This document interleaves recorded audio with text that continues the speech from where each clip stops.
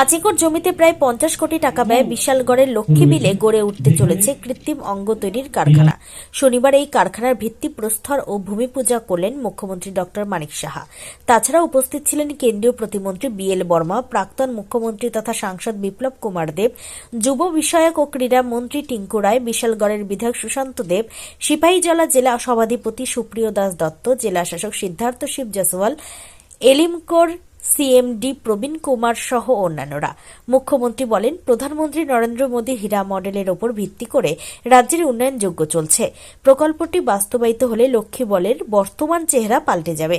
সরকারের স্বচ্ছতার প্রতি জনগণের আস্থা বৃদ্ধি পাচ্ছে। তাছাড়াও তিনি বলেন, নর্থ ইস্টের মধ্যে প্রথমবার অক্সিলারি লিম্স এলিমকোর ফ্যাক্টরি স্থাপিত হচ্ছে বিশালগড়ের লক্ষ্মীবিলে।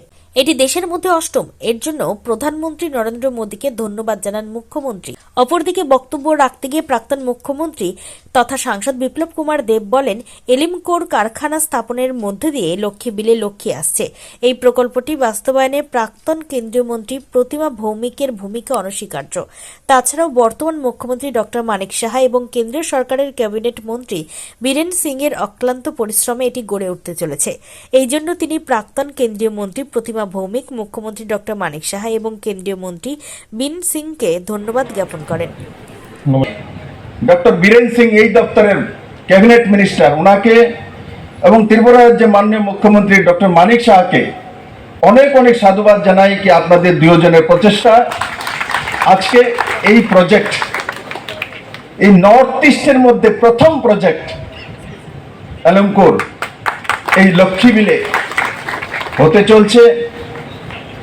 আমি আশা করি এতে অত্র অঞ্চলের মানুষের